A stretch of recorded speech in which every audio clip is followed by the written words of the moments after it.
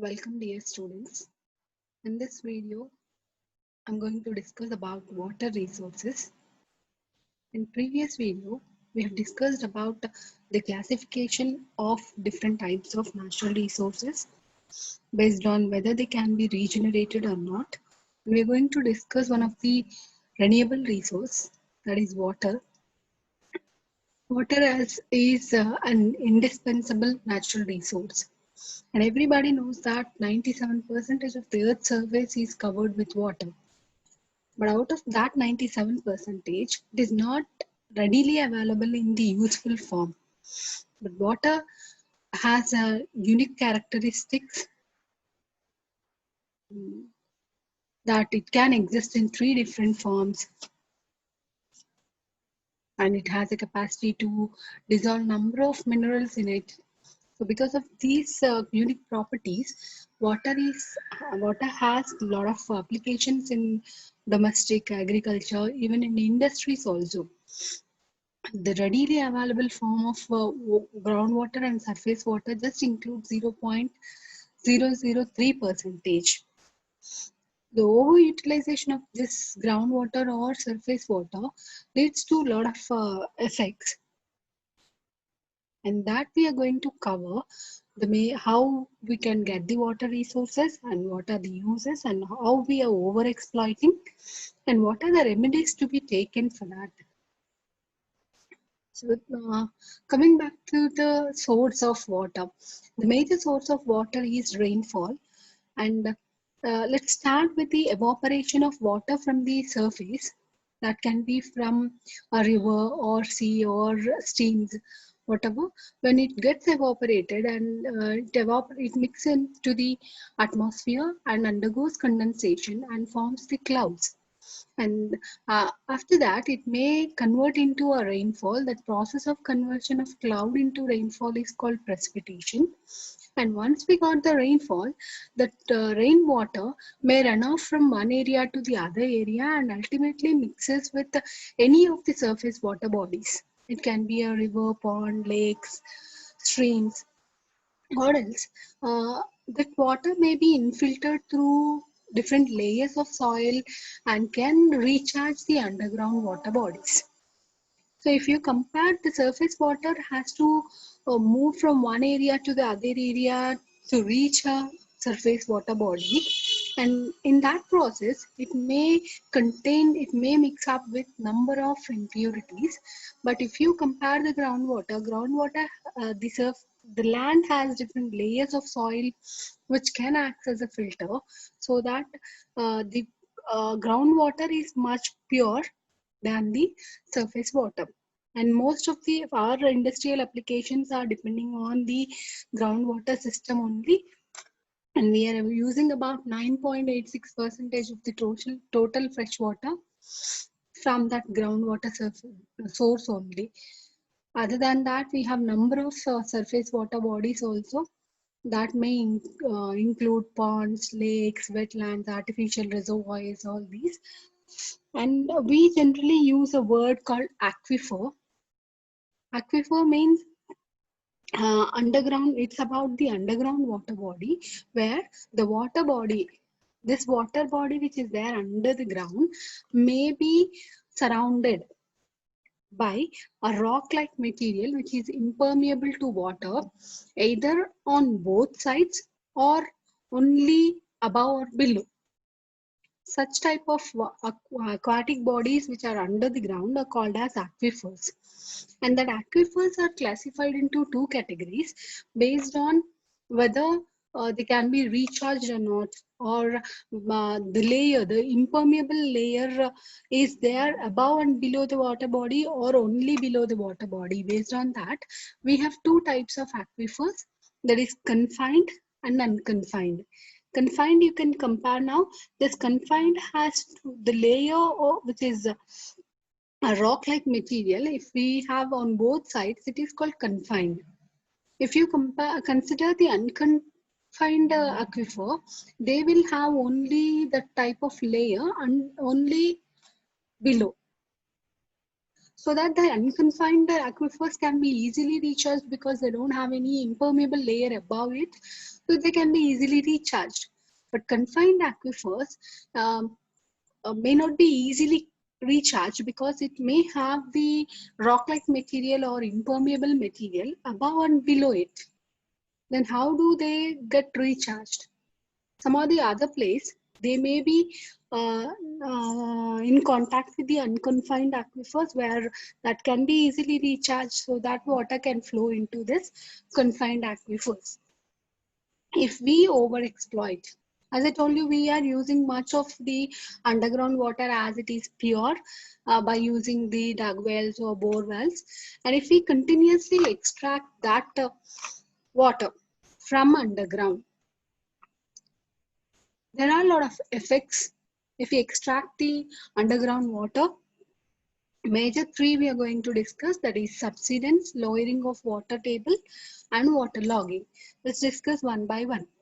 Subsidence means if we overexploit continuously the water from the underground, it may lead to the compacting of the uh, rocks which are above that water bodies, and that leads to the uh, vulnerable subsidence, and that leads to the sinking of the above constructions whatever we have. And even it leads, if we have any pipelines or which uses to pump the water or any oil or petroleum, such type of drainage systems or pipelines get even affected, and that may lead to the leakage of that particular water or oils.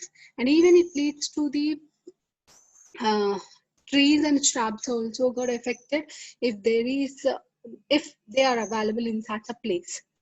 These are the few pictures about the subsidence. This area of land just shrink because of over exploitation of the underground water. As I told you, if we have any construction above that particular area, it leads to the damage of that particular construction also. And the other effect is lowering of water table. This is the initial, first suppose if we consider this is the initial water table what we have under the ground, and it may be for our domestic purpose or for industrial purpose. If we extract water continuously, after few years the water level reduces, and after that it reduces, and that is a condition everywhere. The reason why whenever we got summer season, everybody used to drill much more deeper for water extraction. It just leads to the over exploitation of the water body, so that if it continues, our next generation may not get the enough water for their survival. So the third problem is water logging. As we everybody knows that now we are using the modern agriculture technique where we are using the hybrid seeds, we are providing fertilizer, chemical fertilizers, and we are pumping the water. We are not depending on the rainfall, we are just pumping the water based using the underground water system, dug wells or motors and all. If we or a farmer uses much water than what a plant requires, then the land becomes saturated. So that condition where the soil becomes saturated enough with the water is called water logging. What happens if water stores like that? The air phase in the soil will be lost, so that it creates an anaerobic condition which are not suitable for the growth of plants. Plant roots may not get enough oxygen, and even the mineral concentration is also getting disturbed because of excess storage of water. Effect of water logging is its difficulty for cultivation and growth of water weeds, wild aquatic plants, and it leads to the alteration in the salt concentration, and it restricts the roots growth, and temperature will be reduced, will be changed, and then the plants may get diseases because of storage of water for a long time. And there are a few problems related to the water. There are floods and droughts. Floods are the excess of rainfall. It may be due to the natural reason or because of man-made reasons. If excess of water we get, that is excess of rainfall we get, that is what flood. And these two pictures shows you what the flood. And as I told, there are natural and human causes. Natural causes are obviously the excess rainfall, and it may be storm surges also, and melting of snow, global atmospheric temperature, and the movement of Earth's surface. These are all These are all mainly small issues. The excessive rainfall is the cause, but these are all causes very minute effect. But coming to the human causes, the major effect on the environment is first thing because we are clearing the forests. It may be for our developmental activities or for some other uh, beneficiary for the human being, but we indirectly affects the nature, and it may be because of urban development and enhanced greenhouse effect by using a lot of fossil fuels, and floods affects loss of life, and it may lead to the property loss, infrastructure loss, and after the floods also there are a lot of chances to spread diseases, and it damages the environment also. And the effects of floods can be majorly categorized into primary, secondary, and tertiary. Primary is due to direct contact of flood. The people who are directly living in that particular area or damage to the properties, it comes under primary. Secondary means due to the result of primary effect. Ante, that means disruption of essential services. People who are affected with the flood, they won't get enough food, enough medication. And the tertiary means it can be a long term. That land may not be suitable for cultivation for a long period because a lot of salt may run off from other areas to that particular area. So it may lead to that also. And generally, the government will take the flood management. It comes under two different categories: hard management and soft management. Hard means it's related to the structural, and soft means it's not non-structural. What the government can do, that is construction of leaves, embankments, dams, reservoirs, channel improvement, and proper drainage comes under structural. Soft means flood planning zones, and forecasting that flood, afforestation, public relief. This comes under soft engineering. Uh, this thing we generally do. That is what construction of dikes. That is long artificial walls to prevent that flood, and we can go for watershed management, and in the water flood prone areas may go for the flood insurance monitoring, and educating the people who are living in that flood prone area is the other thing that we can do. And obviously post flood management measures are being taken by the government. By that we can reduce the impacts of the floods. And coming to the droughts, it is exactly opposite to the flood, which is delayed rain or insufficient rain. And it may be again due to the natural and human causes. Delayed rain or insufficient rain is a major natural cause, and it may be because of human global atmospheric process, and which are indirectly affected by the human activities that are reduced forest cover, enhancing the greenhouse effects, and overutilization of the water bodies. And the delayed rain or insufficient rainfall occurs mainly in the arid and semi-arid regions and in the tropical monsoon regions when monsoon winds that bring rain are delayed. That is what global atmospheric process, the movement of wind, which comes under El Nina and La Nina. This is because of the uh, oscillation of water from one area to the other area. These two effects it causes, El Nina and La Nina. And droughts affects the damage to the environment, and it may lead to the forest fires or haze.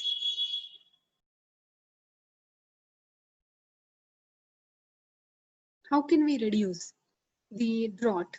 Management of watershed and agriculture practice is a major thing that we can avoid the drought, and using proper irrigation techniques, cloud seeding, a type of weather modification that aims to change the amount of precipitation that falls from the clouds can be used, or post drought management measures can be taken.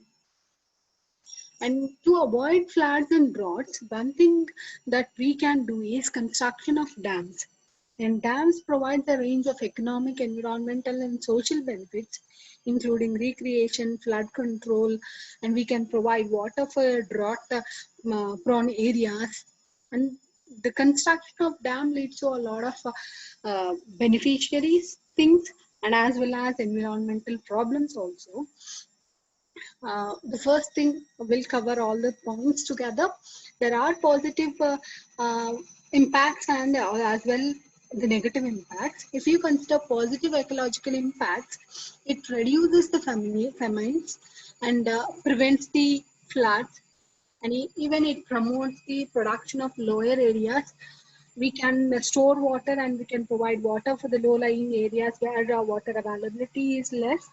But there are some ecological impacts also, negative impacts also, that where we want to construct a dam, that area has to be completely deforested, and obviously they lose their biodiversity, we lose our biodiversity, and it may lead to waterlogging and salinity, and change in the water flow and siltation may happen, and it reservoirs induces the seismicity obviously.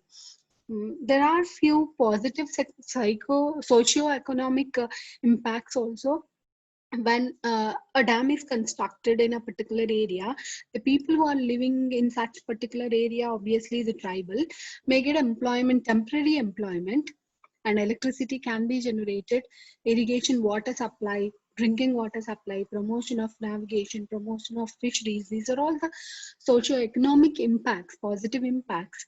But simultaneously, there will be we may have a few negative impacts also. That is submergence of villages and fertile lands, displacement of native people. Resettlement is a major issue because dams are constructed in an area where forests are there and that has to be deforested, and the people who are living in such an area, who are tribals, has to really resettled. Relocation and resettlement is a major issue for the government, because government can't provide a same worthy land for them. An outbreak of the stubborn diseases is also another reason. And I will discuss the other resource in my next video. Thank you.